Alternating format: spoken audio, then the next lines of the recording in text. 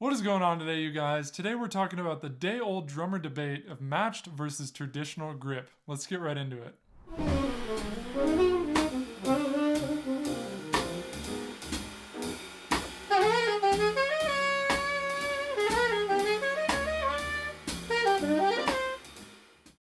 Alright, you guys, so this has been a long time coming because I've been a very long time match grip drummer. I started playing match grip when I was 5 years old. I started playing rock drums mostly.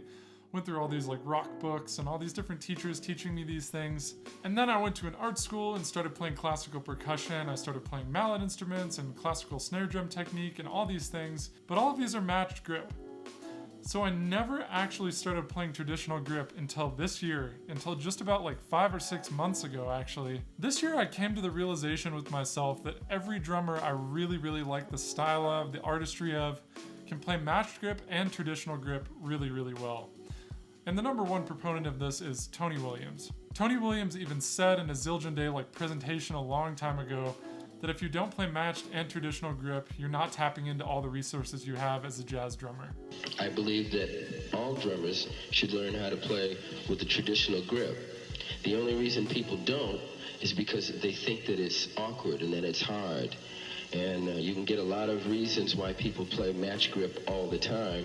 They'll tell you that it's easier.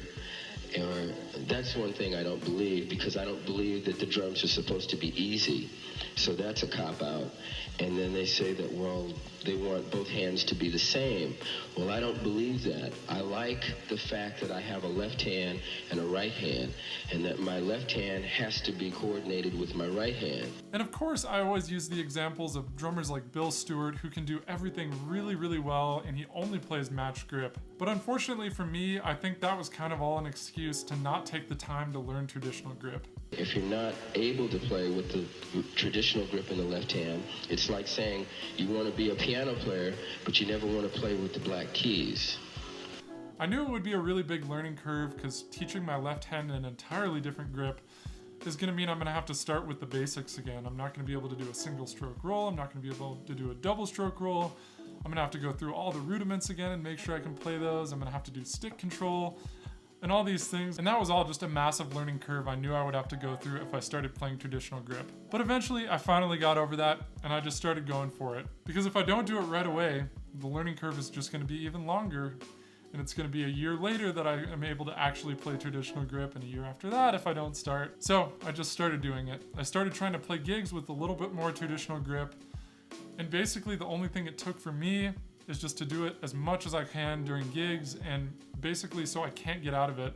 So I have to kind of muscle my way through a tune playing traditional grip and start playing a solo and figure out creative ways to get around the limitations that my left hand had. I can kind of do single and double stroke rolls with traditional grip now, so at least I'm getting somewhere, but it's going to take quite a bit more practice of traditional grip before I can match what my matched grip can do with my left hand right now. So the main reason I actually started to pursue traditional grip versus the matched grip that I've known my entire drumming life is because traditional grip has a really specific sound. Traditional grip gets a different sound because of the angle and that it's a rotary motion versus just a wrist or arm motion. And this is kind of a hard thing to explain, but if you actually go to a drum and start doing it, you'll definitely get a different sound. And this is kind of evident in drummers like Kenny Washington or like Jimmy Cobb, people that mostly only play traditional grip. They get this really cool traditional jazz drumming sound with their comping. So this sound is something I started striving towards, and the only way that it would really truly be achieved is if I played traditional grip. So let's talk about some of the pros and cons of each of these grips. So first of all, and probably the most obvious with matched grip, is it usually can sound a little more even. And this is because your grips are the exact same. They're matched between your two hands.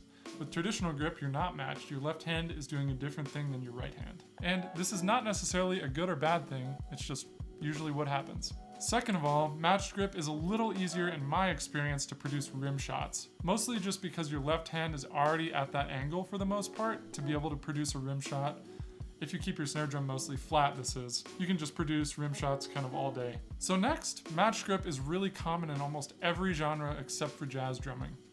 In traditional jazz drumming, almost every drummer played traditional grip, But in rock drumming and R&B drumming and hip-hop drumming, all these people are mostly playing matched grip. And lastly, with matched grip, it can be easier to produce louder sounds because you're using more of your entire arm and you're tapping into bigger muscles for the most part. You have your whole wrist at your disposal and you have your whole forearm and your elbow.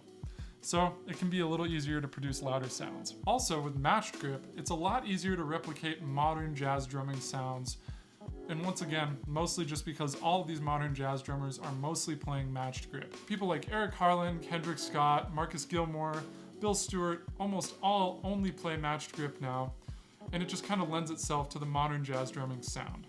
Next up, with traditional grip, it can be a lot easier to produce a punchy and direct comping sound. And this sound is mostly due to the angle you're hitting the drum at with traditional grip. Next up, and one of the most important things for jazz comping specifically, is it can be a little easier to produce quieter comping. And once again, this is due to the rotary motion, and it's just a little easier to do smaller movements and to be able to comp really quietly behind like a bass solo or a piano solo. And this is a really, really great tool that I've started to use in my playing ever since I've used traditional grip. So another big pro for traditional grip, especially in traditional jazz drumming, is you can get a really full stick shot sound. And once again, this is due to the angle that you're hitting the drum at. Your left hand is already kind of at an angle when you're playing traditional grip, and the stick shot gets a really full sound. So another thing that I use a lot in my playing is crossovers with your left hand. And traditional grip makes this a little easier just because you can easily dip under your right hand. If you're crossing over to the floor tom and your right hand is up on the higher tom, this left hand can go under that right arm with total ease. So another big pro as a jazz drummer for traditional grip is it makes it a ton easier to replicate traditional jazz drummers. Somebody like Philly Joe Jones, Jimmy Cobb, Papa Joe Jones, and a bunch of other drummers only play traditional grip. And they do a lot of things that are really difficult to mimic with matched grip. Just trust me on this one, I've done a ton of transcriptions of all these drummers, and some of it can be really difficult when you're playing matched grip, especially with like stick shots and with stickings that are just a little bit more difficult with matched grip than with traditional grip. It's just that little bit easier to replicate these techniques with the grip that these guys actually used. And lastly, older jazz drummers really like to see younger drummers playing traditional grip. It basically just shows people that you know what you're doing and that you've actually checked out the tradition. You know that these older jazz drummers were all using traditional grip, and it basically just shows people that you've studied these guys and that you know the tradition of the music and that you've really studied. At a certain point, it's almost like a respect thing to these older drummers and to the tradition of jazz music. So anyway, there's a whole vocabulary of things that people have played for years using this grip. And if you don't want to learn those things, it's sort of like saying you don't particularly want to learn all there is to know about drumming. And good drummers, to me, are those that want to take advantage of all there is to be played. Alright you guys, so at the end of the day, neither of these grips is better than the other. Each grip is just a tool to a specific sound on the drum set. Best case scenario, you'll know both of these grips so you can access each of these sounds whenever you want. That's where I'm trying to get right now, and I'm definitely a big slouch at traditional grip at the moment, but I'm trying to not be. I'm practicing it a lot. The best drummers definitely have both grips in their arsenal and can tap into each of these tools whenever they want. So thank you guys so much for watching today, and if you enjoyed this video on matched and traditional grip, please go down below and hit that subscribe button. I have tons of videos coming out about jazz music and drumming every week, so it'd be great if you subscribed. Thank you guys so much, and I'll see you in the next one.